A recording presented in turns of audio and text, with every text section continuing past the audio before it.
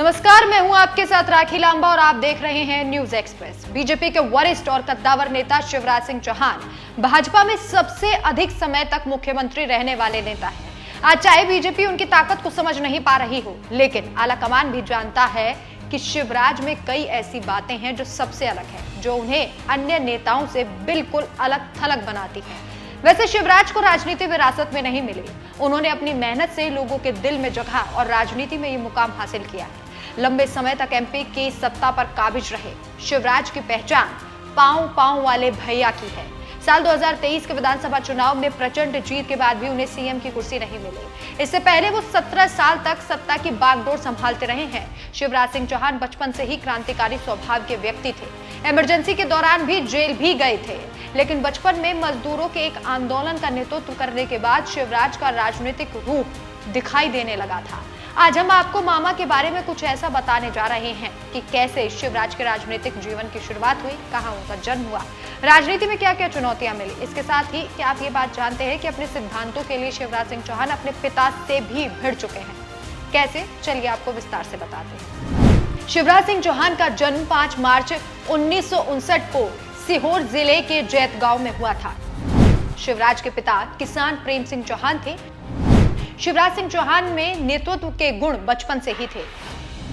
पूर्व सीएम शिवराज सिंह चौहान खेतों में मजदूरी करने वाले लोगों के लिए अपने पिता प्रेम सिंह से भिड़ गए थे। शिवराज ने अपने गांव के मजदूरों की मेहनत का पैसा दोगुना करने की मांग को लेकर आंदोलन किया।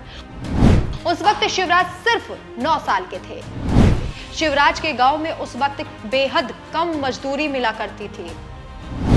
शिवराज ने मजदूरों को एकत्रित कर कहा कि जब तक मजदूरी दोगुनी ना हो कोई काम नहीं करेगा। इसके बाद लोगों ने शिवराज के नारे लगाए और उन्हें पूरे गांव में लेकर घूमे। लोग हैरान थे कि 9 साल का बच्चा आंदोलन का नेतृत्व कैसे कर रहा है।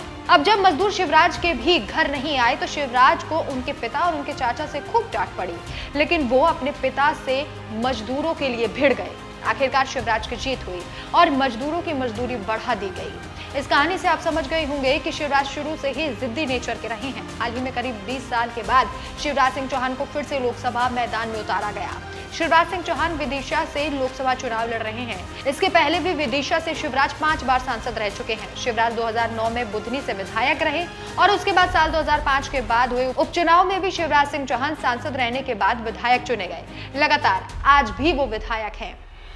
शिवराज सिंह चौहान जैसे नेताओं का मिलना बेहद मुश्किल है। पूर्व में सीएम ने ऐसे कई फैसले लिए जिसकी वजह से उनकी तारीफ हुई। सिर्फ मध्य प्रदेश ही नहीं बल्कि पूरे देश में हुई, चाहे वो लाडली बहन योजना हो या फिर प्रतिदिन पौधारोपण करने का संकल्प। शिवराज सिंह चौहान की हर योजना, हर पहल पर चर्चा हुई है, प्रशंसा हुई है। लाडली लक्ष्मी योजना को देश के कई राज्यों में लागू किया गया। कई राज्यों में शिवराज के मॉडल को अपनाया गया है। यहाँ तक कि पीएम मोदी की बेटी बचाओ बेटी पढ़ाओ अभियान एमपी की लाडली लक्ष्मी योजना से प्रेरित है।